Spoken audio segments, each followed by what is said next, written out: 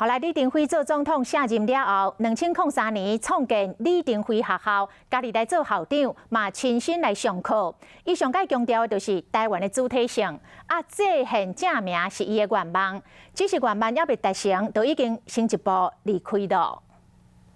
阿辉伯啊，阿辉伯啊，青破三双的。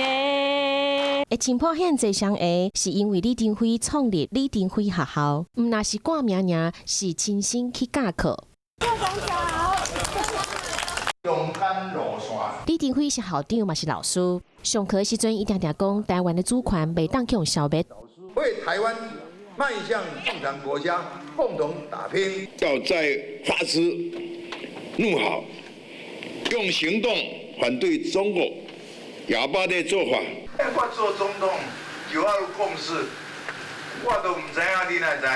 李登辉创办的李登辉学校，课程对国会改革到民主政治的发展，对2003年5月17，国政研究班第一期开课，过来有武技班、国术班，2010年领导人才班，2011年新时代青年班，培养少年一辈接班人，就连日本老学员组团来上课。要听阿辉伯也开讲，李登辉记真济例，伊用日本文学家夏目漱石讲过的话，接天气书，鼓励日本的学生无私的奉献。李登辉学校校友足济，成功合成枪为董事长吴东升、卫生署前署长杜兴哲、台湾团结联盟代理主席周家安、无党籍立委林长泽，拢是永远会记得李登辉甲结业证书摕予因的迄个时阵。我们跟李登辉前总统可以说是非常密切，也很疼惜我们。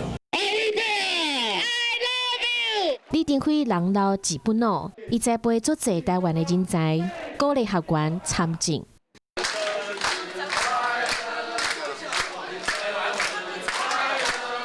有生之日拢是上课日。李登辉捌讲过，伊退休了后想要做牧师，但是煞先做老师，多化搁较济台湾人。